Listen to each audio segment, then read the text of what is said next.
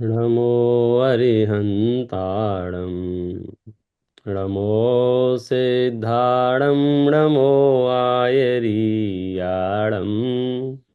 नमो उवज्झायाणं नमो लोये सवसाहुणम् मोक्षमार्गस्य नेतारं वेतारं कर्मभूभृतां ज्ञातारं विश्वतत्त्वानां वन्दे तद्गुणलब्धये वन्दे तद्गुणलब्धये।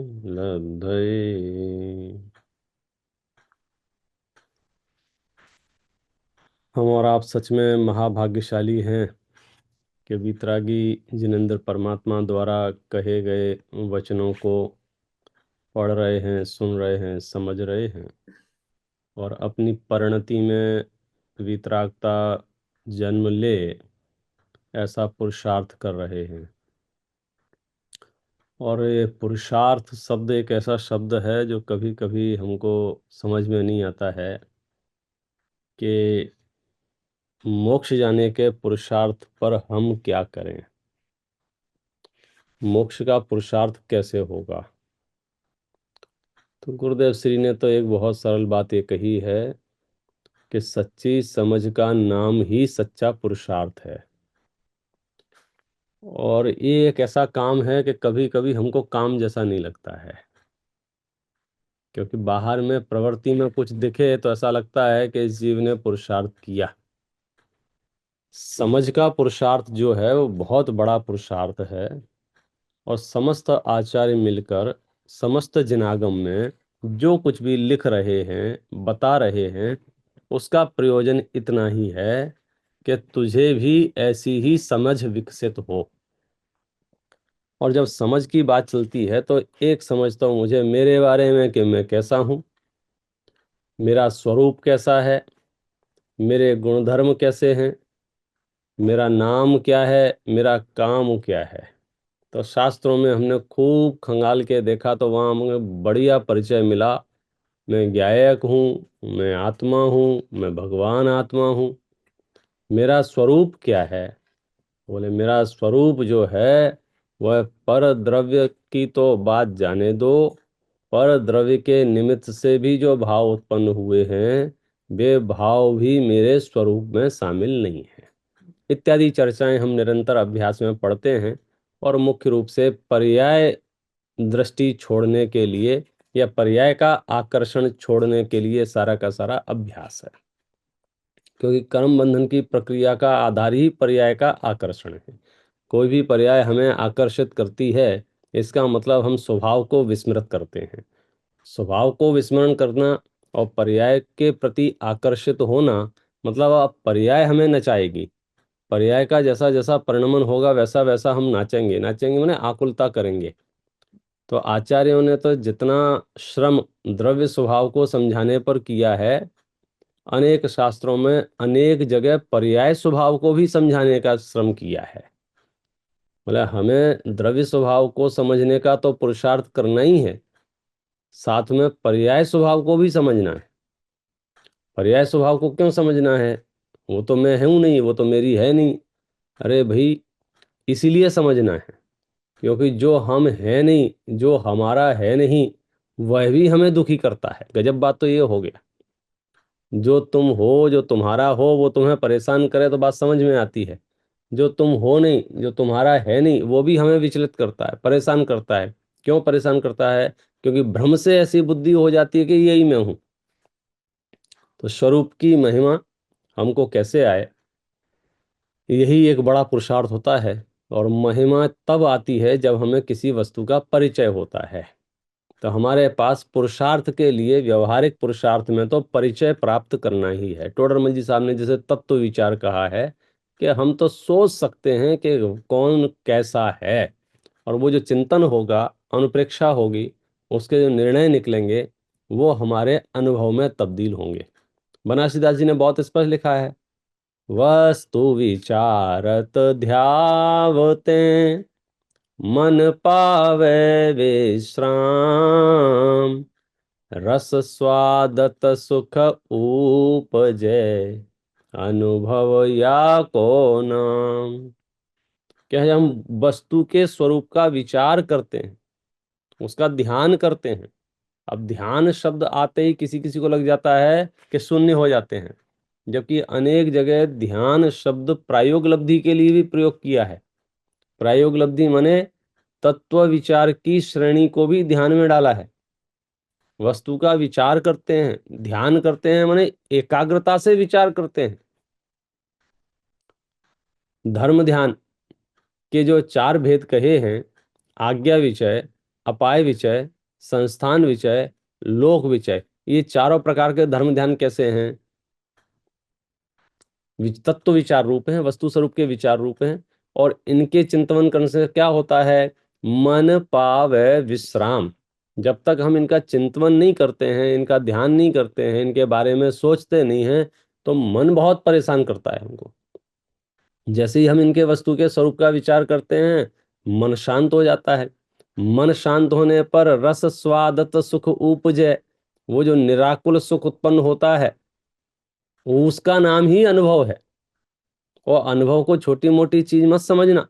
शास्त्रों में साफ लिखा है, अनुभव चिंता मणि रतन, अनुभव है रसकूप, अनुभव मार्ग मोक्ष को, अनुभव मोक्ष स्वरूप। अब इससे ज्यादा हम क्या कहें कि जो कुछ भी है अनुभव ही है। अनुभव माने आपको जो प्रतीति में जो आ रहा है, उसका नाम अनुभव है। श्रद्धा गुण की पर्याय ने स्वीकृति दी, उसका नाम अनुभव है। अनुभव माने क्या? हाँ, मुझे भी ऐसा ही भास रहा है।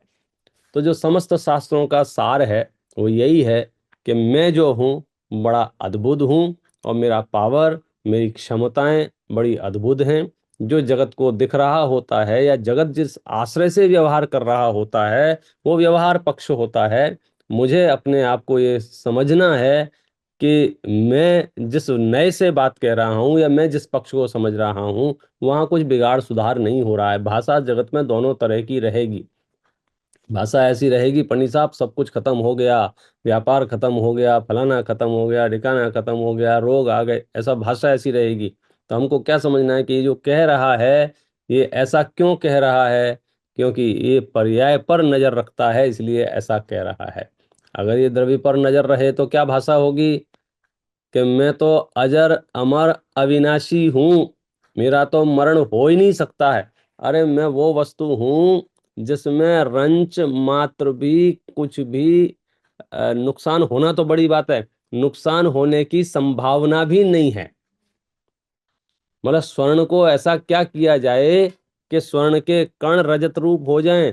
बोले नहीं, ऐसा होता ही नहीं है कि हम इसको आग लगा देंगे, तुम्हें जो दिखे आग लगाओ, कूटो, रिफाइनरी में पीसो, उसे चक्की में, जो करना है सो करो, लेकिन स्वर्ण का कण अन्य धातु रूप नहीं होगा। ये तो स्थूल पुद्गल का इतना लक्षण है। मैं चैतन्य तत्व, मेरा किसी भी परिस्थिति में कुछ बिगाड़ सुधार होता नहीं है। कल हमने 12 वैराग्य भावना के आधार से थोड़ी सी चर्चा की थी। आज हम थोड़ी सी चर्चा भव्य प्रमोद के कुछ पद हैं उनके आधार से करेंगे। ये देखिए, मैं यहाँ आपको शेयर करता हूँ। मांगलिक मंगलाचरण है। मैं मंगलाचरण करने के बाद इसकी चर्चा अपन प्रारंभ करेंगे। बहुत सरलतम शब्दों में बात कहने की कोशिश की है। बात वही है जो हम प्राकृत संस्कृत में पढ़ते हैं, यहाँ बहुत सरल भाषा में है। महावीर भगवान को प्रणमु बारंबार, जिनके सत उपदेश से सुधर गया संसार। ब्रसवादिक 24 जिन अगहर मंगलकार, नमः ग्रंथ की आदि में मन वच काय समार। अरहंत सिद्धाचार्य श्री ओवझाय साधु प्रणाम कर, जिनवर व्रजनालय जैन बिंब सरस्वती को हृदय धर। यही परम मंगल जगोत्तम, यही शरण सहाय है, यही भवोदधि तरण तारण, भव्य जन सुखदाय हैं। चलिए, जिनेंद्र परमात्मा को स्मरण करने के लिए यहाँ पर मांगलिक मंगलाचरण किया। इसमें छोटे छोटे अनेक पद हैं और अलग अलग विषयों को लेकर हैं। कहीं धर्म के 10 लक्षण का वर्णन है, कहीं 12 भावना का वर्णन है, कहीं कुछ है। यहाँ हम जो शास्त्र में पढ़ते हैं, खास करके अध्यात्म शास्त्रों में चैतन्य का स्वरूप जो पढ़ते हैं, उसकी चर्चा चल रही है। और चर्चा यहाँ जो चल रही है वो अज्ञानियों की दृष्टि में जो पर्याय रहती है और पर्याय अपेक्षा जो नाश मानते हैं, उन सारे शब्दों का प्रयोग यहाँ किया गया है और बताया गया है कि जो आत्मा है वह, उसका स्वरूप कैसा है। नाम है ज्ञान चेतनाष्टक। ज्ञान चेतनाष्टक कि जगत में 6 द्रव्य हैं और मैं जीव द्रव्य हूं, मैं जीव तत्व हूं। तो मेरा स्वरूप कैसा है, मेरी महिमा कैसी है, मेरा पावर कैसा है, क्षण क्षण में मैं भयभीत होऊं, ये मुझे शोभा को प्राप्त नहीं होता है, क्योंकि मेरी दृष्टि बाहर में जाती है। देखो, मैं पढ़ता हूं, बहुत सरल आएगा, बहुत सरल। आपको ऐसा नहीं पकड़ में आया, ऐसा होगा नहीं। ये जो अध्यात्म के विषय होते हैं ना, इनको समझने में कठिनाई नहीं होती है, इनको स्वीकार करने में कठिनाई होती है। अध्यात्म ग्रंथों के उपदेश को बारंबार सुनने का प्रयोजन क्या है? शब्दों के अर्थ समझाना, ऐसा प्रयोजन नहीं है यहाँ, क्योंकि शब्दों के अर्थ तो अति सरल होते हैं। करणान योग का अभ्यास करेंगे तो वहां आपको एक लेयर, एक स्टेप शब्दों के अर्थ में ही लग जाएगी। यहाँ शब्दों के अर्थ में आपको श्रम नहीं करना है। यहाँ तो जैसा कहा जा रहा है वैसा स्वीकार करना है। अब वो मोह मंद हो, मोह अभाव की ओर हो, तो स्वीकृति होती जाती है और आनंद के झरने शुरू हो जाते हैं। मोह तीव्र हो तो ये जीव कहता है मेरी समझ में नहीं आया। अरे भैया, हमने यहाँ कोई रॉकेट बनाना थोड़ी सिखा रहे हैं आपको, जो समझ में नहीं आया गलत बटन दब जाएगा। यहाँ तो सिर्फ ये कह रहे हैं कि तुम्हारा स्वरूप कैसा है। हम जैसा कह रहे हैं, हम माने आचार्य जैसा कह रहे हैं, उसमें हाँ पाड़ दो और आनंद शुरू कर दो कि नहीं नहीं बात तो सही है, लेकिन अरे लेकिन क्या होता है, अब तुम सुनो और हाँ बोलो, और तुमने हाँ बोला और आनंद शुरू हुआ। मतलब ऐसा नहीं है कि इस भाव में तो मैं सम्यक दर्शन का पुरुषार्थ करूंगा और अगले भाव में आनंद आएगा। यहाँ तो इंस्टेंट है, इधर आपने स्वीकृति दी, इधर आनंद आया। बात प्रारंभ कर रहे हैं ज्ञान चेतनाष्टक की, कि हम समझने की कोशिश करें कि मैं जो हूं ज्ञान चेतनात्मक हूं, मेरा स्वरूप कैसा है, उसकी चर्चा यहां प्रारंभ करते हैं। देखो, आग में जलत न तुषार में गलत, नहीं पड़ी पड़ी जल माही गलने न वाली है। आरे सोना कटे बट वारे सोना बांटी जाए, हरी लाल पीली श्वेत गुलाबी ना काली है। ठोके से ठोकत नाही, रोके से रोकत नाही, पौन सोना सुखत अंधेरी न उजाली है। हल्की ना भारी गीली रूखी चिकनी ना, अजर अमर ज्ञान चेतना निराली है। क्या कह दिया मालूम चला? ये जीव अजीव अधिकार की गाथाओं में जो आपको 29 प्रकार के भाव बताए थे, वर्णादि और रागादि, उसका सरलतम हिंदी में बात कर रहे हैं। वहां जो हम प्राकृत में पढ़ते हैं, वर्णादि और रागादि से भिन्न है भगवान आत्मा, अब वहां इसका विस्तार कर रहे हैं कि वर्णादि से रागादि से कैसे भिन्न है।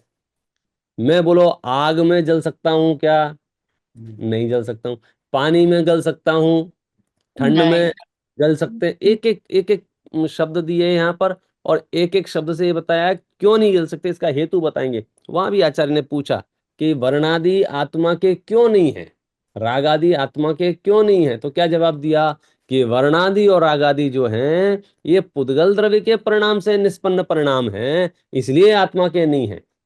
तो जो परिणति परद्रव्य की है, जो व्यवस्था परद्रव्य की है, उस व्यवस्था को मैं स्वद्रव्य में कैसे लागू करूं? मैं ज्ञान चेतनामयी तत्व हूं, आग में जलता नहीं हूं, ठंड में गलता नहीं हूं, पानी में पड़े पड़े गलने वाला नहीं हूं, आरा जो होता है ना लकड़ी काटने का, उससे मैं कटता नहीं हूं, कोई बंटवारा करना चाहे तो मैं बांट नहीं सकता हूं, मतलब ऐसा नहीं है कि मेरे पास तीन चीजें हैं साहब। कौन कौन सी? बोले द्रव्य गुण पर्याय।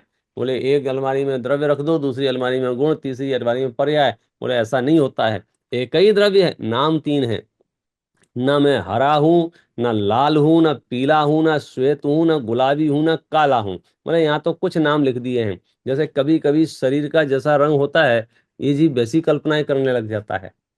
और कितने लोग तो कहते मिल जाएंगे, मैं बहुत काला हूं, मैं बहुत गोरा हूं, मैं बहुत, मतलब आप बताओ, आपने किस क्या अपने आप को माना? तो सारे रंगों को अलग कर दिया। ठोके से ठोकत नाही, रोके से रुकत नाही, पौन सोना सूखे, अंधेरी ना उजाली है। मतलब हवा से सूखता नहीं हूं मैं, और ना तो अंधेरा हूं, ना प्रकाश हूं। अब ऐसे सुनने में बड़े सरल शब्द लग रहे होंगे कि भाई इसमें भगवान आत्मा का स्वरूप ये है कि मैं वर्णादि रागादि से रहित भगवान आत्मा बताने जा रहा हूं।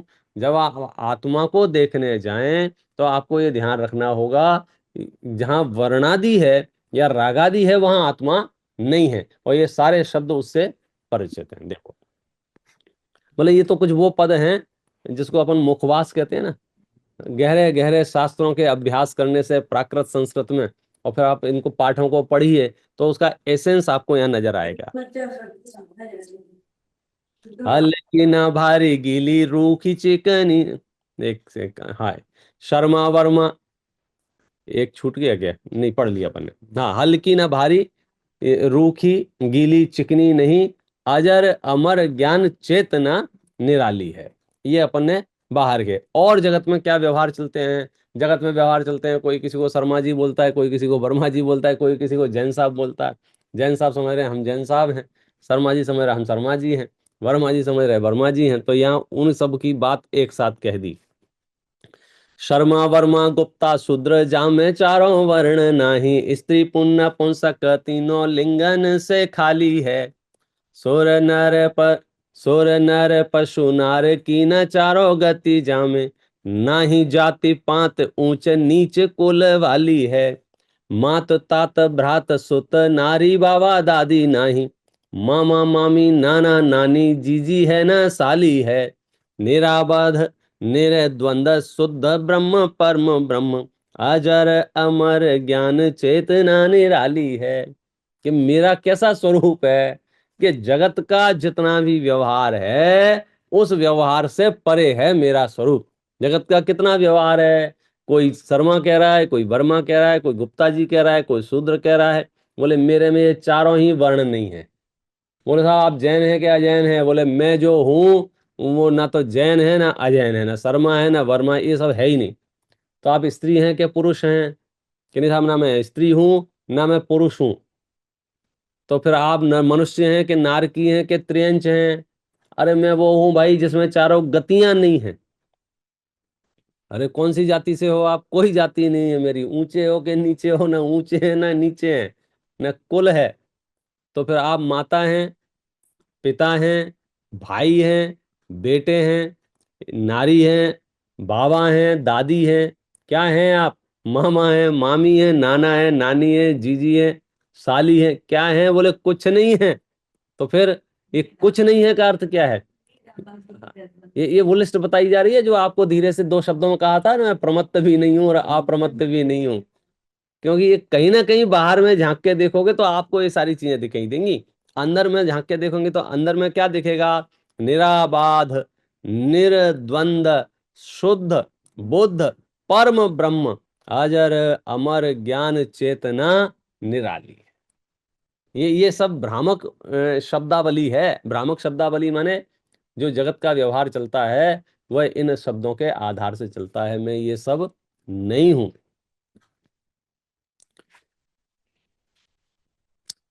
सूक्ष्म थूल शब्द रस स्पर्श गंध वर्ण माही, भूजल अनल पौन वृक्ष है न डाली है। शैव सांख्य मीमांसक जैमिनी न जैन बौद्ध, चार वाक शून्य न वेदांत न्याय वाली है। सरे गम पध निसा जामे सातों स्वर नाही, माल कोस भैरवी न गजल कवाली है। सलक्षण स्वतः सिद्ध, स्वस्वरूप स्वसहाय, अजर अमर ज्ञान चेतना निराली है।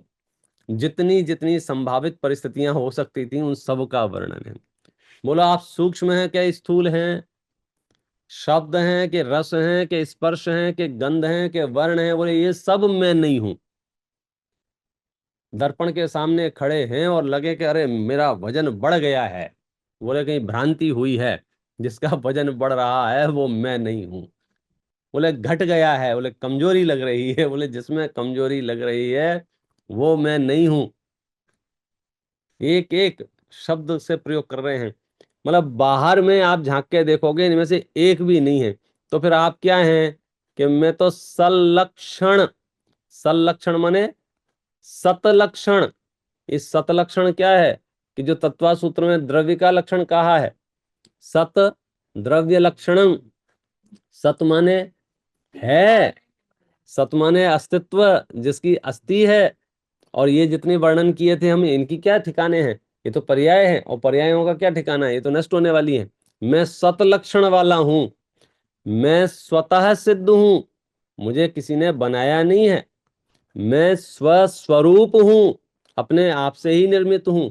स्वसहाय हूं, मुझे किसी की सहायता की आवश्यकता नहीं है। अजर हूं, अमर हूं, ज्ञान चेतना निराली है। अब इनकी एक एक शब्द के अंदर इतना क्या कहना चाहिए, वेटेज है।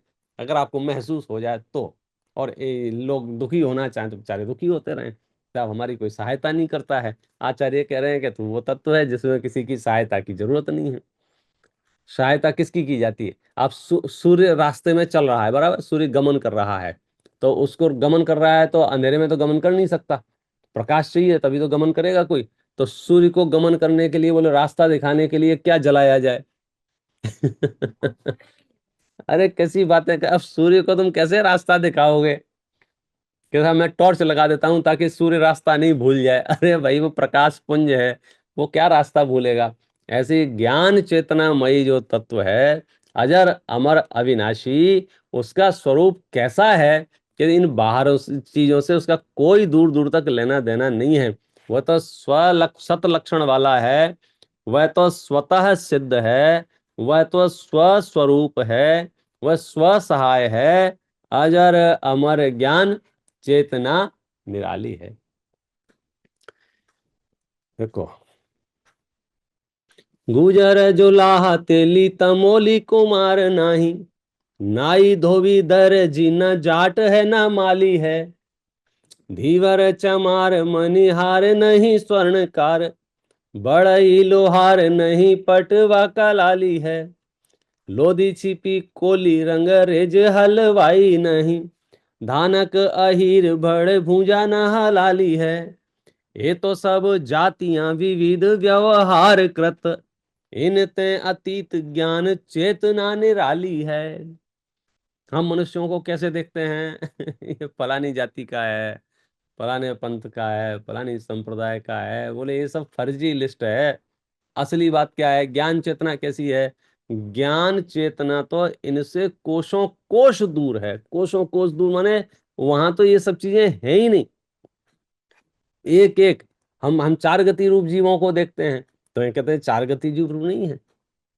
हाथी घोड़ा गाय भैंस बड़ बकरी न ऊंट, बानर बिलाव मूसा सूसा न श्रृंगाली है, चीता शेर रीछ स्वान बाज न कपोत भेष, चील चम कादड़ चकोर न मराली है, काक पिक हंस वक कच्छ मच्छ मृग मीन, वतक मयूर खर सर्प है न व्याली है, ये तो पशु जाति नाम, नाम कर्म उदय होत, इनसे अतीत ज्ञान चेतना निराली है। बोलो, क्या लिस्ट बता दी? अब इनको समझने के लिए आपको अपना आत्मनिरीक्षण करना होगा कि मैं दिन में कितनी बार ये मानता हूं, अब मैं बूढ़ा हो रहा हूं, अब मुझसे चला नहीं जाता है। अब मैं यंग हूं, अब मैं मनुष्य हूं, अब मैं बलवान हूं। तो ये जीव जिस जिस पर्याय में गया, उस पर्याय में अपनापन स्थापित किया। चारों गति के कोने कोने में जितनी जीव राशि है, जहां गया, बोलो, हाथी अपने आप को हाथी मानता है कि नहीं? घोड़ा अपने आप को घोड़ा मानता है, गाय अपने आप को गाय मानती है, भैंस अपने आप को भैंस मानती है। ये क्या हो रहा था? गाय गाय है कि आत्मा है? भैंस भैंस है कि आत्मा है? मोह के उदय में, ज्ञान के अभाव में पर्याय से तन्मयता उत्पन्न होती है। मैं अपने आप को पर्याय रूप मानता हूं। अच्छा, उससे होता क्या है कि मैं पूरा श्रम, पूरी ऊर्जा पर्यायों के संरक्षण में लगा देता हूं। फिर यहाँ आचार्य क्या कह रहे हैं कि निर्भर निश्चिंत हो जा। ये चार गति रूप जो अवस्थाएं दिख रही हैं, ये चार गति रूप अवस्था आत्मा की अवस्था नहीं है।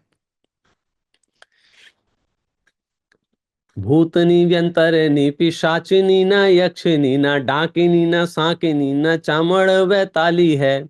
चंडिका न अंबिका न भैरव पद्मावती न दुर्गा जगदम्बा न भवानी है न काली है।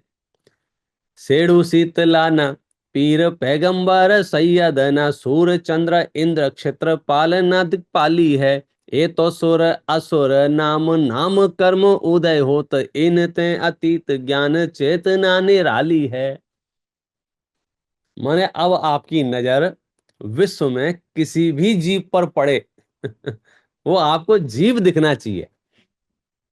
सामान्य कमजोरी क्या है कि हमको कहते हैं चिटिया की चिटिया, चिटी नहीं, भगवान आत्मा, कि वो वहां जो ज्ञान चेतना है, ये धनवान है, ये निर्धन है, ये फलाना है, ये सारी लिस्ट जो है ये बाहर की लिस्ट है।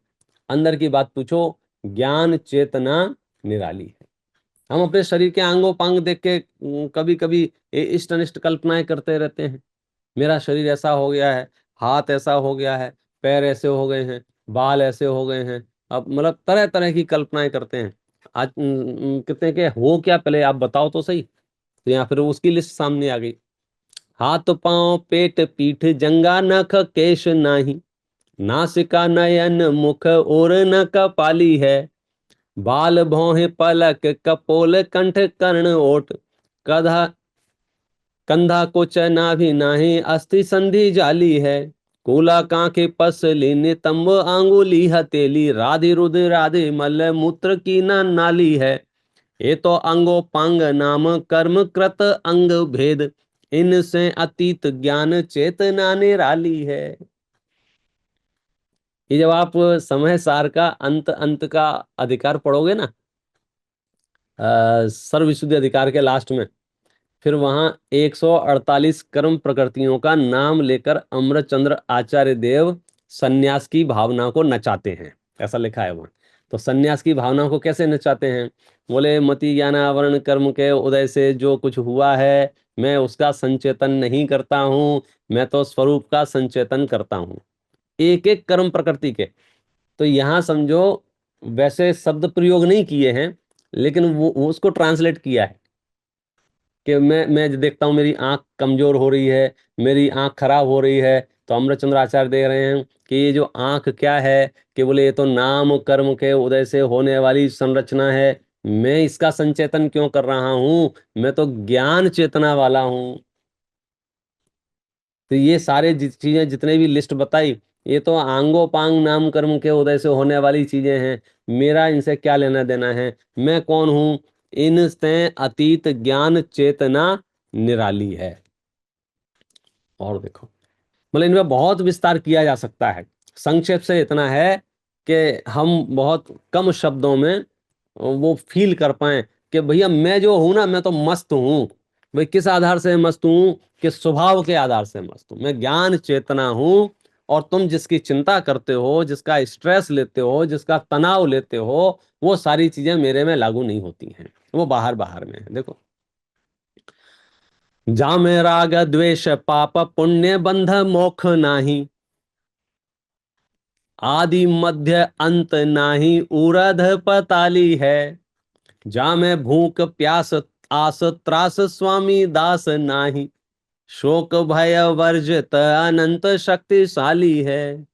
विश्व के समस्त तत्व की समस्त पर्याय, भूत भावी वर्तमान ज्ञायक त्रिकाली है। निर्विकल्प मक्खन न अखन त लखी जाए, अनादि निधन ज्ञान चेतना निराली है। तो अभी तक जो बात चल रही थी पहले, वो मुख्य रूप से वर्ण आदि की बात चल रही थी कि शरीर संयोग आदि में इसको जो आत्मबुद्धि होती है, तो उसका निषेध किया कि शरीर संयोग आदि में आत्मबुद्धि करना ठीक नहीं है। क्यों? जैसे ही आपने शरीर संयोग आदि में आत्मबुद्धि की, आप फंस जाओगे, आप ट्रैप हो जाओगे। अब हमारी मुश्किल ये है कि हमारे गुणस्थान इतने भी नहीं बढ़ गए हैं कि हमें शरीर और संयोगों से संबंधित कोई विचार ही ना आए। भाई स्नान करने का, भोजन बनाने का, दुकान जाने का, व्यापार करने का, जॉब, ये सब चीजें हैं। और आचार्य कह रहे हैं कि इन सब चीजों के बीच में भी यदि आपको अंतर शांति का वेदन करना है, तो सूक्ष्म दृष्टि से ये पहचानना होगा कि इसमें से ये जो बाहर बाहर दिख रहा है, ये बाहर की व्यवस्था है। अंदर में शुद्ध तत्व विराजमान हूं, जिसके आश्रय से मुझे मुक्ति मिलने वाली है। और वो शुद्ध तत्व कैसा है कि उसमें ये सब चीजें नहीं है। क्यों नहीं है, उसका हेतु बता रहे। एक एक पैराग्राफ में, एक एक छंद में लिखा ना कि भाई ये तो आंगोपांग नाम कर्म के उदय से है, ये तो जाति नाम कर्म के उदय से है, ये तो फलाने नाम कर्म के उदय से है। तो जो कर्म के उदय से है वो मेरा, उसमें मेरा क्या अधिकार है? दूसरे की वस्तु हुई ना। ये जो शरीर की संरचना है, या जो शब्द अभी शब्द निकल रहे हैं, या आपको जो शब्द सुनाई दे रहे हैं, आप देखना कितना गजब का ये पौद्गलिक संरचना है, जिसके बीच में चेतना कैसे फंस जाती है। अभी मैं कुछ बोल रहा हूं, तो मेरा चित्त क्या कह रहा है? मैं बोल रहा हूं। अच्छा, आप कुछ सुन रहे हैं, तो आपका चित्त क्या कह रहा है? मैं कुछ सुन रहा हूं। अच्छा, ये बोलने का काम किसने किया? जीव ने के पुद्गल ने? ओहो, कठोर बात। सुनने का काम किसने किया? तो हमारा तुम्हारा क्या कार्यक्रम था इसमें?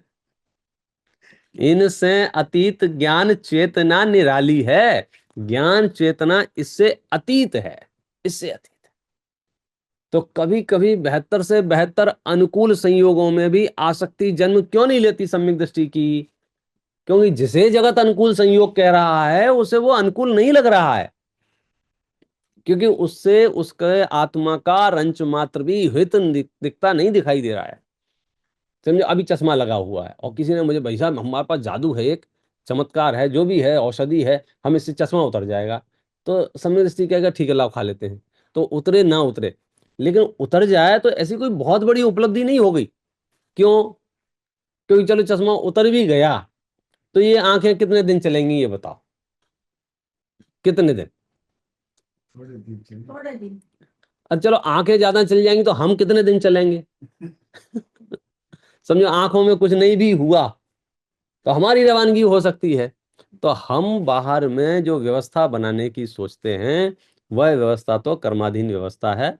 वास्तविकता यह है कि अंदर में झांक के देखें, तो आप को समता रस का स्वाद आ सकता है। और अंदर में जब झांक के देखते हैं, अभी हमने शरीर आदि के संयोग से बात की, अब चैतन्य सदन के अंदर प्रवेश करते हैं, और तो चैतन्य सदन में देखते हैं कि वहां तो भाई साहब मैं कैसा हूं, या ज्ञान चेतना कैसी है, उसकी बात करते हैं। जामे राग द्वेष पाप पुण्य बंध मोक्ष नाही। क्या बात कर रहे हो? राग द्वेष नहीं है, चलो ये बात समझ में आती है। पाप पुण्य नहीं है, ये भी अपन मान लेते हैं, क्योंकि पाप पुण्य भी राग द्वेष से मिले जुले हैं। अब अगला शब्द देखना, बंध नहीं है, चलो ये भी मान लेते हैं, आत्मा निर्बंध है। मोक्ष नहीं है, इसका क्या? मोक्ष के पर्याय नहीं है। प्रिंटिंग मिस्टेक तो नहीं है? अरे भाई साहब, मतलब आप सोच नहीं सकते हैं क्यों? मतलब सम्यक सम्यक सन्मुख मित्रष्टि होंगे भी, जरूर विचार तो कर सकते हैं, महसूस करें। यहाँ कह रहे हैं कि मेरी क्या अवस्था है, इससे मुझे फर्क नहीं पड़ रहा है। अवस्था से मुझे फर्क नहीं पड़ रहा है। राग द्वेष मेरे अंदर है नहीं, पुण्य पाप मेरे अंदर है नहीं, यहां तक कि बंध और मोक्ष भी मेरे अंदर नहीं है। मैं वो ज्ञान चेतना हूं। आपको क्या समझ रहे हो आप? मैं कैसा ज्ञान चेतना हूं? हाँ, अब शीला बेन को समझाना सपना जी। मोक्ष क्यों कहा? आपके लिए होमवर्क छोड़ जाता हूँ, अगले साल आके पूछूंगा, समझाणू का ही। शीला जी कहते बाकी ठीक है, बोले मोक्ष क्यों नहीं है, मोक्ष में तो मैं जाऊंगा ही नहीं, मोक्ष तो मेरी ही परिणति होगी, मोक्ष तो मेरी ही अवस्था होगी। हैं? पर्याय है, अवस्था है। अब इसका दूसरा एंगल ही है, आज आपके पास मोक्ष है क्या, नहीं है? कहाँ है? पड़ा है नहीं, रखा है नहीं, है क्या नहीं है? कहाँ है? नहीं है। है, सत्ता में, सत्ता में। अरे तो वो तो आएगा ना। तो अभी अभी अभी प्रकट रूप से मोक्ष नहीं है, प्रकट रूप से मोक्ष नहीं है। मोक्ष नहीं होने पर भी आप हो के नहीं हो, इसका मतलब मुझे होने के लिए मोक्ष की दरकार नहीं है। अभी थोड़ा भारी शब्द हो जाता है क्योंकि हम सब संसारी जीव मुक्ति मार्ग का पुरुषार्थ कर रहे हैं, और उस पुरुषार्थ में ये बात कर रहे हैं कि स्वरूप की महिमा कैसी आ रही है, कि ऐसी स्वरूप की महिमा आ रही है कि अब उसे बंध और मोक्ष दोनों में समता भाव आ गया है, क्योंकि दोनों ही अवस्थाएं हैं, दोनों ही पर्याय हैं, और मेरे होने के लिए मुझे पर्यायों की दरकार नहीं है। मैं तो हूं, मैं तो त्रिकाल हूं, मैं बंध रूप अवस्था में भी हूं और मुक्त रूप अवस्था में भी हूं, और वास्तव में मैं जो हूं वहां ना बंध लागू पड़ता है ना मोक्ष लागू पड़ता है। वो गया है एक स्वरूप, मैं तो हूं। अब ये तो जैसे जैसे आप समय साथ ज्वाइन करेंगे ना, एक एक पन्ना पलटेंगे शीला जी, तो आपको आपको ख्याल में आएगा। अरे बहुत नहीं, मैं इसलिए तो आपको पहले रफ आइडिया दे दिया ना कि उसमें क्या समझना है। समय सार में अभी जो अपन ने ज्ञानाष्टक पढ़ा है ना, सिर्फ ये समझना है। वहां के शब्द, वहां की भाषा थोड़ी भिन्न हो सकती है, अलग अलग आचार्यों की शैली अलग है, लेकिन बात क्या समझनी है कि मैं जो हूं वह वर्णादि और आगादि से भिन्न हूं। मैं जो हूं अरस अरूप हूं। तो यहाँ उस चीज को ध्यान में दिलाते हुए कह रहे हैं कि भैया मैं क्या हूं, कि जिसमें राग द्वेष नहीं है, जिसमें पुण्य पाप नहीं है, जिसमें बंध मोक्ष नहीं है। अच्छा, आपकी शुरुआत कब हुई, बीच कब है, अंत कब होगा? नहीं बोले ना आदि है, ना मध्य है, ना अंत है, ना ऊर्ध्व है, ना पताली है, ना ऊंचा है, ना नीचा है। जहां में भूख प्यास आस त्रास स्वामी दास नाही। बोलो जिसको ना तो भूख लगती है ना प्यास लगती है। आपको भूख लगती है? भूख नहीं लगती है? देखो भाई साहब, आप चमत्कार देखो, मैं आमी शीला जी बैठी है, वो कह रही है हमको भूख नहीं लगती है। अभी लाइन लग जाएगी लोगों को देखने वाले की, कौन है भैया बताओ हमको भूख नहीं लगती है। कि जिसको भूख लगती है वो मैं नहीं हूं। आस त्रास स्वामी दास नाही, शोक भय वर्जित अनंत शक्तिशाली हूं। इन कषायों से रहित तत्व हूं मैं, विश्व के समस्त तत्व की समस्त पर्याय, विश्व के समस्त तत्वों की समस्त पर्याय, भूत भावी वर्तमान ज्ञायक त्रिकाली है। निर्विकल्प मक्खन न अखन ते लखी जाए, अनादि निधन ज्ञान चेतना निराली है। और ये जो ज्ञान चेतना है ये अद्भुत है, ध्यान रखना। यह अखन ते न लखी जाए। अखन माने इंद्रियों से, अक्ष अक्ष माने इंद्रियां होती हैं, आपको शास्त्रों में भी आएगा, अक्ष माने इंद्रियां। तो इंद्रियों से आत्मा नहीं जानी जा सकती है। अब ये आत्मानुभव का रहस्य इसमें छिपा हुआ है कि हम ज्यादातर आत्मानुभव के लिए इंद्रियों को सक्रिय करना चाहते हैं। आचार्य कहते हैं कि किसी भी इंद्री का विषय ये बनने वाला नहीं है भगवान आत्मा। क्यों? इंद्रियों का विषय मूर्तिक है, इंद्रियों का विषय पौद्गलिक है, और आत्मा कैसा? अमूर्तिक है। समस्त शास्त्रों का सार क्या है? वीतरागता। ये सारा वर्णन क्यों चल रहा है? राग द्वेष रहित होने के लिए। राग द्वेष रहित होना सामान्य चीज नहीं है, उपलब्धि है इस जीवन की। टोडरमल जी ने तो सम्यक दर्शन की परिभाषा में ये लिखा है कि राग द्वेष घटाने का श्रद्धान माने सम्यक दर्शन। कितना सरल किया सम्यक दर्शन को। अभी हमको सम्यक दर्शन कितना कठिन हो रहा था। यहाँ टोडरमल जी साहब ने सम्यक दर्शन को क्या कह रहे हैं? राग द्वेष घटाने का श्रद्धान।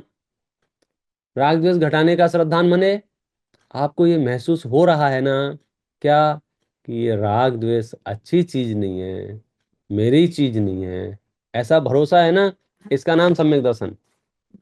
क्या बात कर रहे हैं? तो ऐसा तो सब लोग सोचते हैं, नहीं सोचते हैं, नहीं सोचते हैं। सब लोग विकारों में से भी कुछ विकार छांट लेते हैं अपनी अपनी सुविधा के अनुसार। वे इस राग द्वेष रहित नहीं होना चाहते हैं। जगत के जीव तो क्रोध आदि को संभाल के रखना चाहते हैं। यहाँ कह रहे हैं कि आपको आत्म चैतन्य सदन में जो विकार उत्पन्न हुआ है, वो विकार विकार लग रहा है, माने ये आपके लक्षण ठीक हैं। गंदगी गंदगी नहीं लग रही है, आश्रव आश्रव नहीं लग रहा। इसीलिए तो सारा पुरुषार्थ चल रहा है। हम कहाँ स्वीकृति दे पा रहे हैं? चित्त शांत क्यों नहीं है? क्षण क्षण में आकुलता क्यों हो जाती है? क्योंकि पर के विकल्प क्यों आते हैं? हम सिद्धांतों को विस्मृत कर देते हैं, सिद्धांतों को। और आचार्य देव कह रहे हैं कि हमने ये प्रयोग करके देख लिया, यहाँ इतनी लंबी लिस्ट बताई और आपको बता दिया कि ज्ञान चेतना जो है इन सबसे जुदी है। जैसे ये कहा कि शरीर से जुदी है, तो शरीर से जुदी है, इसका भावार्थ क्या है? भावार्थ ये है मुकुंद भाई, अब शरीर की कोई भी अवस्था हो, कोई भी, वो अवस्था मुझे दुखी करने में समर्थ नहीं है। और डेमो देखना हो तो आप कल्पना ही कर सकते हैं प्रयोग तो कैसे करेंगे। मेरे पास मंत्र, तो मंत्र विद्या होती तो मैं डेमो देखे, 2 मिनट के लिए इनको पैरालिसिस कर दो, 2 मिनट के लिए इनको ऐसा कर दो, ऐसे करके हम डेमो देख सकते थे। अब डेमो नहीं देख, डेमो तो दूसरों से ही देख सकते हैं कि भाई देखो। आप कल्पना कर सकते हो ऐसी दशा अगर मेरी हो तो मैं क्या विचार करूंगा। तो ऐसे सब ठीक लग रहा था, लेकिन जो पैरालिसिस के समाचार मिले, अभी हुआ नहीं है, समाचार से ही कंपन होने लग गया, तो बोले अभी थोड़ी दिल्ली दूर है। पर्याय की एकत्व बुद्धि सर चढ़ के बोलती है, तो हम प्रतिकूलताओं के समाचारों से ही थर थर कांपने लग जाते हैं। ये बोलना सरल है, क्या है, भगवान आत्मा त्रिकाली ध्रुव, एक प्रतिकूलता आपके पूरे दिन खराब कर देती है। इसका मतलब क्या है कि वो त्रिकाली ध्रुव भगवान आत्मा की प्रतीति का जो साइड इफेक्ट है, आउटपुट है, वो मिसिंग हो रहा है। और देखो, अब उसमें हम कुछ सर्टिफिकेट इसलिए नहीं दे सकते हैं क्योंकि कई परिणाम, कई परिणतियां चारित्र मोह की कमजोरी से होती हैं। लेकिन हमें तो यहाँ ये जोड़ के देखना है कि आंशिक कमजोरी भी है, वो कमजोरी अच्छी तो नहीं लग रही है। हाँ बस, राग राग द्वेष हो नहीं हो इतना बड़ी बात नहीं, वो राग द्वेष भले तो नहीं लग रहे हैं, वो राग द्वेष से अपनी पीठ तो नहीं ठोकते हैं, हाँ कोई बात नहीं है, इतने राग द्वेष तो चलते हैं। नहीं, विकार इतना भी नहीं चलता है। चलिए साहब, अद्भुत अद्भुत हैं, इसमें बहुत सारे छंद हैं, बहुत सारे हैं। ये एक कुछ अपन ने पढ़े, एक दो अपन और पढ़ते हैं। मैंने तो बहुत स्पीड से पढ़े हैं, आप आराम से भी पढ़ सकते हैं। मैं इसको दूंगा, इसमें तरह तरह के प्रयोग बताए हैं, जगत के भी प्रयोग बताए हैं, 12 भावनाओं का प्रयोग बताया है। एक एक ये प्रयोग बताया है, चेत चेत नर चेत। इन तीनों शब्द का अर्थ समझते होंगे आप। चेत चेत नर चेत, सावधान सावधान, अलर्ट जारी कर रहे हैं। अलर्ट अलर्ट जारी क्यों कर रहे हैं? क्योंकि कुछ मूर्ख मनुष्यों ने यह सोचा कि हम अगर बहुत सारे पैसा अपने पास रखेंगे तो हमारी समस्याएं हमारे सामने नहीं आएंगी। कुछ लोगों ने सोचा कि हम बहुत बड़े बड़े राजा महाराजाओं से, अंतरी मंत्री संतरी प्रधानमंत्रियों से पहचान रखेंगे तो समस्या हमारे सामने नहीं आएगी। और समस्या उसका नाम है कि जिनके सहारे से हम जीने की सोच रहे थे वे ही रवाना हो जाते हैं। तो आप बिल्कुल सावधान, अलर्ट जारी कर रहे हैं। क्या अलर्ट जारी कर रहे हैं? देखो, हाथी घोड़े पाल की पयादे रथ नाल की तिजोरी भरी माल की न साथ तेरे जाएंगी, महल अटारियां कारखाने कोठियां ये मेलरो मशीनें सभी पड़ी रह जाएंगी, बेटा बेटी पोता पोती मात तात भ्रात नारे दादी नानी बुआ बहने लखड़ी हो लखाएंगी, काल की काल की कराल विकराल तलवार आगे बड़े बड़े योद्धाओं की ढालें टूट जाएंगी। राजा राणा छत्रपति का अनुवाद है ये। कि आप बिल्कुल धोखे में मत रहना कि कहीं कुछ कर लेंगे। जब यमराज मुंह फाड़ के दहाड़े आने तब जग प्राणियों के प्राण कप जाएंगे, हल धर चक्र धर गदा और त्रिशूल धर तोप तीर तीर वाले सभी भय खाएंगे, डॉक्टर हकीम वैद्य जंत्र मंत्र तंत्र वाले भूत प्रेत व्यंतर न कोई बच पाएंगे। स्वर्ग पाताल वासी जल थल बिलवासी, अंतक के मुंह में सभी समाये जाएंगे। अंतक माने मृत्यु। तो ये पर्याय स्वभाव है, ये पर्याय की सत्यता है। शास्त्रों में तो सिर्फ हमें सच्चाई जाननी है, चाहे वो द्रव्य की सच्चाई पता चले या पर्याय की सच्चाई पता चले। सच्चाई पता चले तो समता भाव जन्म ले। हम क्या सोच रहे थे, कैसे ही तो मैं बच जाऊंगा, तो यहाँ इतनी बड़ी लिस्ट बता दी कि भाई सब जरा पढ़ के देख लो, इनमें से कोई बच सकता है क्या। किन में से, कि जब मृत्यु का काल नजदीक आता है तो हलधर, चक्रधर, गदा और त्रिशूलधर, ये सब किसके नाम बताए हैं, जिनको जगत भगवत पने से पूजता है। ये भी गए कि नहीं गए, गए।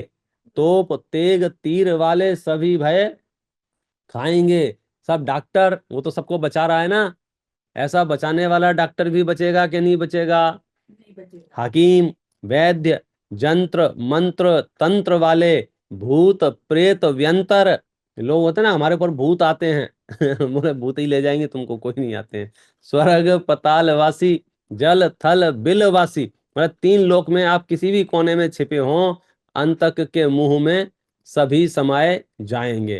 नहीं साहब मैं तो राजा हूं, मैं तो साहूकार हूं, बोले तुम कोई भी बने रहो, उससे कोई फर्क नहीं पड़ता है। देखो, राव राजा साहूकार जमींदार फौजदार, यम राज काहू से ना रिश्वत खाएगा। काहू के अनेक पूत, काहू के हो एक पूत, किंतु कभी किसी पे रहम नहीं लाएगा। दिन होए रात होए शाम होए प्रात होए, आंधी में है शीत धूप में न घबराएगा। चाहे बड़े बड़े घड़ियाल घड़ी फैल होए, यम की घड़ी में न फर्क पड़ पाएगा। मतलब आप इसकी इस सच्चाई को समझ लेंगे ना, आप इतना निर्विकल्प, जैसे समझो मृत्यु आएगी तो वो सोचेगा पंडित जी अभी प्रवचन कर रहे हैं, थोड़े मिनट रुक जाएं, अभी ऐसा ऐसा विचार करेगी वो कि अभी इनका प्रवचन पूरा होने जान दो फिर आएंगे। बड़ी बड़ी घड़ियाल फेल हो जाएं, अरे मेरा अर्जेंट काम है, अर्जेंट काम है, एक कॉल करने दो, अरे बोले हो गया कॉल।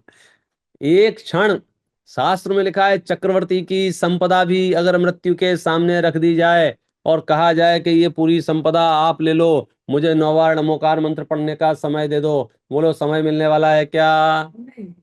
और ये सच्चाई पता हो तो हम समय मांगेंगे ही नहीं, समय मांगने में समय बर्बाद नहीं करेंगे। ये प्रभु मुझे समय दे दो, ये बर्बादी समय की बर्बादी है बोले।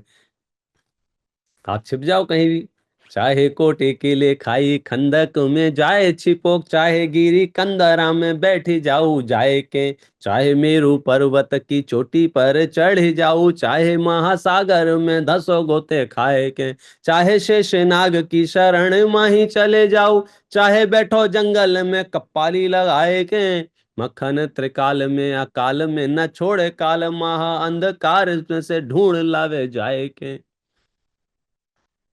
अब अभी सुनने में बड़ा अटपटा लगता है, लेकिन लेकिन ऐसे लोग उपाय करते हैं, बड़े बड़े किले बना लेते हैं मोटी मोटी दीवालों वाले, क्यों, कि अब मैं इसमें छिप जाऊंगा तो मुझे कोई मार नहीं पाएगा। बड़ी बड़ी खाई खोद लेते हैं, वो सद्दाम हुसैन का आया था उस समय, वो अंडरग्राउंड रहता था। किस लिए अंडरग्राउंड रहता था, कोई मुझे पकड़ नहीं पाए। तुम कहीं चले जाओ भाई साहब, मेरू पर्वत के चोटी पे जाके बैठ जाओ या महासागर के अंदर घुस जाओ, जिस दिन आयु के निषेक पूरे होंगे उस दिन वहां से मृत्यु आपको ढूंढ के ले आएगी। और आप अपनी बात बता रहे हो, हम आपको यहाँ बड़ी बड़ी लिस्ट बताते हैं जिनके पास आपसे ज्यादा सुविधाएं थी। राम कृष्ण लक्ष्मण युधिष्ठिर भरत भीम रावण सुग्रीव विभीषण हनुमान से, कुंभकर्ण इंद्रजीत मेघनाथ दशरथ नील नल नकुल चले गए जहान से, कर्ण कंस अर्जुन लवांकुश भामंडल से, चंद्रगुप्त नृपति अशोक बलवान से, यम की चपेट की झपेट से न बचे कोई, चारुदत्त भामा साहा सेठ धनवान से। बोलो कौन बचा इनमें से। ये तो सब वीवीआईपी लिस्ट है ना, ये तो डबल वीआईपी। Double VIP. कुछ डिस्काउंट मिला होगा इन लोगों को,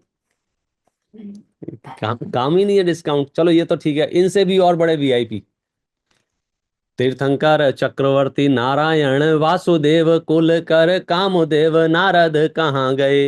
शंकर गणेश शेष ऋषि मुनि साधु संत सन्यासी महंत काल गाल में समा गए।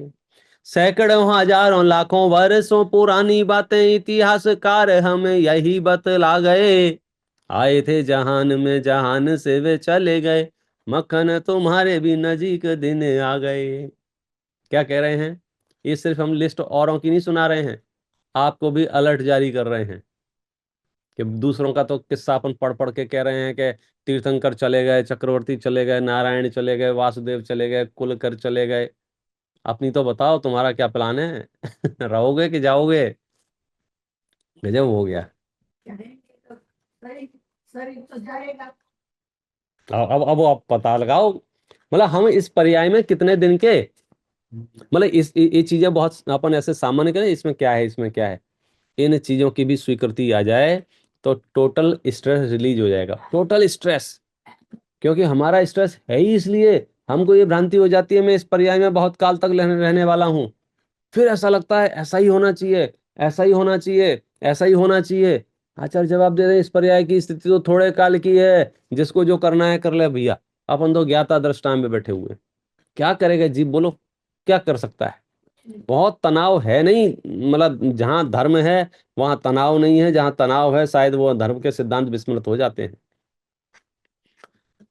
बंगाली पहाड़ी चीनी, बंगाली पहाड़ी चीनी जापानी बुंदेलखंडी काबिली बलोचिस्तानी कोई भी बचे नहीं है। अमेरिका के पास तो बहुत सेल्फ डिफेंस सिस्टम अच्छा है ना। ये जिस दिन नंबर आएगा ना सब न्यूज समाचार से ज्यादा कुछ नहीं है, आपकी हैसियत धोखे में मत रहना।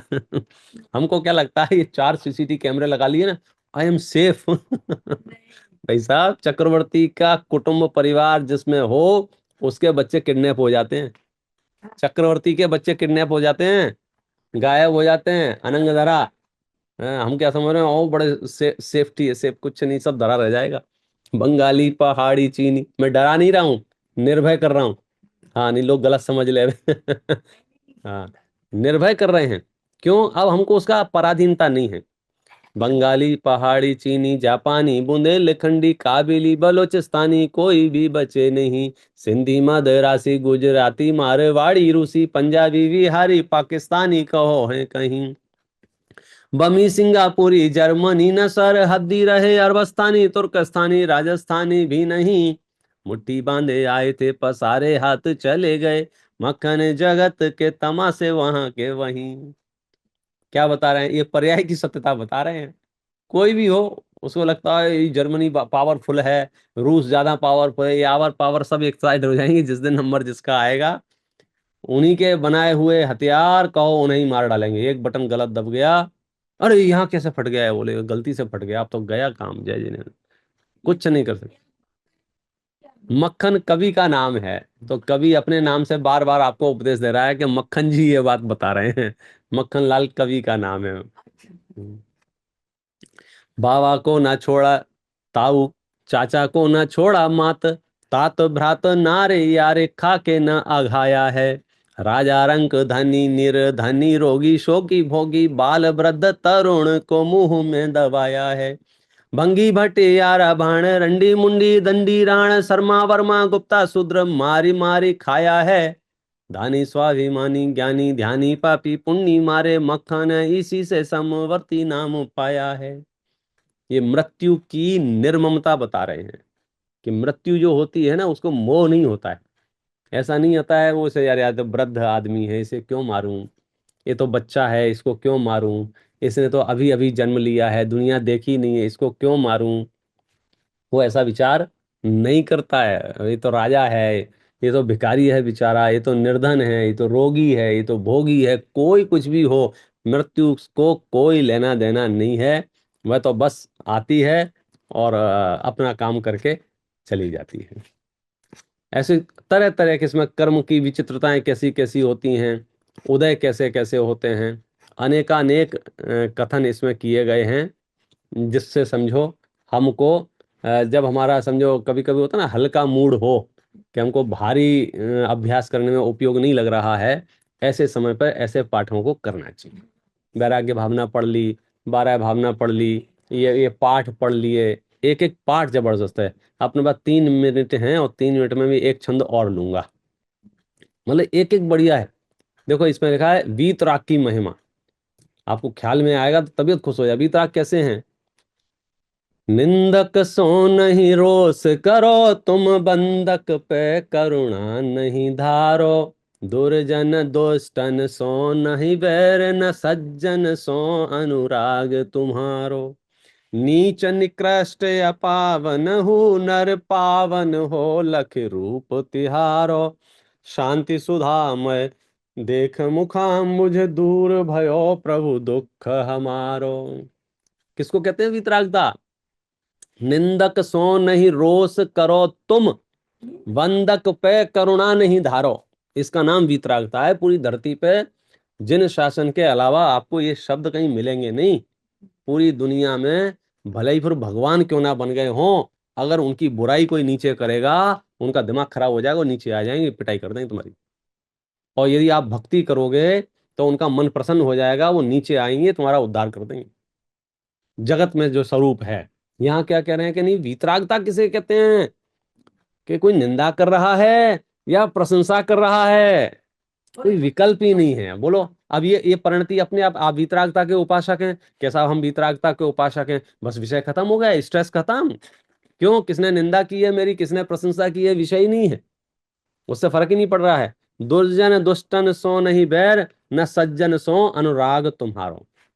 दुर्जनों से बैर नहीं करते हो और सज्जनों से प्रेम नहीं करते हो। नीच निकृष्ट अपावन हूं नर, पावन हो लख रूप तुम्हारो। शांत सुधामय देख मुखाम्बुज, दूर भयो प्रभु दुख हमारो। चलो अब सब हम जने जितने भी लोग हैं, बाकी सब में क्या ध्यान दिया नहीं ध्यान दिया, बस ये अंतिम छंद आप सब मिलके पढ़ेंगे और देखेंगे, इसका स्वाद लेंगे कि दुनिया में बहुत झगड़े चलते रहते हैं, नाराजगी चलती रहती है। मतलब हम देखते हैं पहले बड़ी बड़ी नाराजगी चलती थी, दो समूहों में चलती थी, दो जातियों में चलती थी, दो देशों में चलती थी। फिर हमने देखा हमारे ही अपने एक ही समाज में चलती हैं, फिर एक ही पंथ में, जगह जगह बहुत झगड़े होते हैं। और हम अक्सर ये परेशान रहते हैं, लोग रूठ जाते हैं, लोग रूठ जाते हैं, लोग रूठ जाते हैं। तो यहाँ कवि ने भावना भाई है, जिसको रूठना हो रूठ जाए, बस एक चीज नहीं रूठनी चाहिए। देखो लिस्ट पढ़ते हैं। चाहे मात तात सुत नारी यार रूठ जाऊ, ये फैमिली की पूरी लिस्ट बता दी। माता पिता, सुर की जगह सुत पढ़ना, सुत माने बेटा। चाहे मात तात सुत नारी यार रूठ जाऊ, कुटुंब कबीला परिवार रूठ जाइए।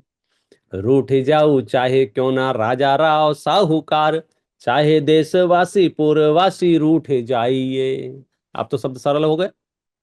चाहे माता पिता परिवार आदि रूठ जाए, कुटुंब कबीला रूठ जाए, चाहे राजा रूठ जाए, चाहे साहूकार रूठ जाए, चाहे देशवासी रूठ जाए, चाहे नगरवासी रूठ जाए, चाहे जात बिरादरी रूठो पंच चौधरी हो, चाहे जाति बिरादरी के लोग रूठ जाएं कि हमारी जाति के हो तुम ऐसा क्यों करते हो, चाहे पंच रूठ जाएं, चाहे चौधरी रूठ जाएं, हाकिम हो काम सारे चाहे रूठ जाइए। चाहे डॉक्टर रूठ जाएं, चाहे वकील रूठ जाएं, सब नाराज हो जाएं, चलेगा, बस एक नहीं रूठना चाहिए। पूरा छंद पढ़ते हैं, अंत तक आपको समझ में आ जाएगा। चाहे मात तात सुत नारी यारे रूठ जाऊ, कुटुंब कबीला परिवार रूठ जाइए। रूठ जाऊ चाहे क्यों ना राजा राव साहूकार, चाहे देशवासी पूर्ववासी रूठ जाइए। चाहे जाति बिरादरी रूठो पंच चौधरी हूँ, हाकिम हो काम सारे चाहे रूठ जाइए। साधु संत जंत्र मंत्र बादी सब रूठ जाऊ, एक जिन देव मुझसे तू ना रूठो चाहिए। एक जिन देव मुसो तू ना रूठो चाहिए, एक जिन देव मुसो तू ना रूठो चाहिए। बहुत बढ़िया। चाहे पत्नी बहुत भी रूठ सुंदर, जाए, ये आनंददायक है पढ़ने में।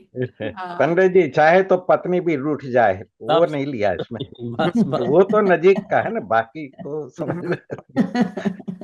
चाहे चाहे बहुत बहुत बढ़िया। शरीर भी रूठ जाए तो भी चलेगा।